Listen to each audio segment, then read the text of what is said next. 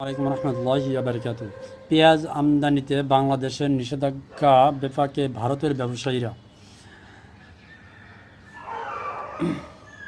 ভারত থেকে পেঁয়াজ আমদানিতে নিষেধাজ্ঞা জারি করেছে অন্তর্বর্তী সরকার। প্রধান উপদেষ্টা প্রফেসর মোহাম্মদ ইউনূস।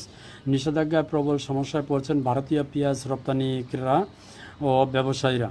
ভারতীয় পেঁয়াজ রপ্তানিকারক ও ব্যবসায়ীরা জানান, বাংলাদেশি ব্যবসায়ীদের বরাত পেয়ে বিপুল পরিমাণ পেঁয়াজ সীমান্তে নিয়ে এসেছিলেন ভারতীয় রপ্তানিকারকরা, কিন্তু হঠাৎ করে বাংলাদেশ সরকার ভারতীয় পেঁয়াজের আমদানিতে নিষেধাজ্ঞা জারি করায় তা এখন বন্দরেই পড়ছে।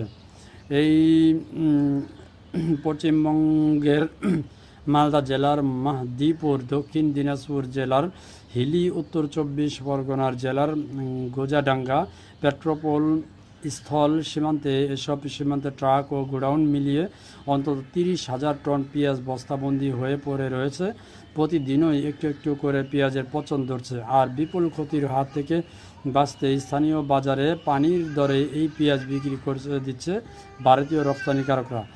মাহদিপুর স্থল সীমান্তের পেঁয়াজ রপ্তানিকারকরা সুধীর মণ্ডল জানান, বাংলাদেশ থেকে পেঁয়াজ আমদানির বরাত পেয়েই আমরা মহারাষ্ট্রের নাসিক থেকে পেঁয়াজ নিয়ে আসি, কিন্তু এই বন্দরে আসার পরে হঠাৎ করে প্রতিবেশী দেশ আমদানির উপর নিষেধাজ্ঞা চাপার কারণে পেঁয়াজগুলোকে সীমান্তের একটা গুদাম ঘরে রাখা হয়। এখন তাতে পচন ধরছে, ফলে 6 রুপি কেজি দরে আমাদের সেই পেঁয়াজ বিক্রি করে দিতে হচ্ছে।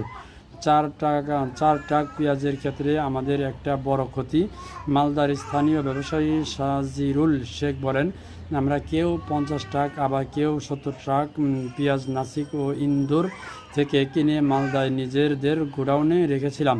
22 রুপি কিলো ধরে এক টনের দাম 2200 রুপি, কিন্তু এখন সেই পেঁয়াজে পচন ধরতে শুরু করেছে, তাই বাধ্য হয়ে 2 থেকে সর্বোচ্চ 10 রুপি কিলো দরে বিক্রি করে দিতে হচ্ছে। স্থানীয় ব্যবসায়ীদের বলছি, তারা নিয়ে যাক, নষ্ট হওয়ার আগেই যতটুকু দাম পাওয়া যায় সেটাই অনেক। ভারতীয় ব্যবসায়ী জহিরুল ইসলাম বলেন, নাসিক, ইন্দোর, বেঙ্গালুর থেকে 23 রুপি কেজি দরে আমি প্রায় 1,500 টন পেঁয়াজ নিয়ে এসেছি। স্থানীয়ভাবে লেবার চার্জ পড়েছিল প্রায় 1 রুপি, সব মিলিয়ে 24 রুপি খরচ পড়েছিল।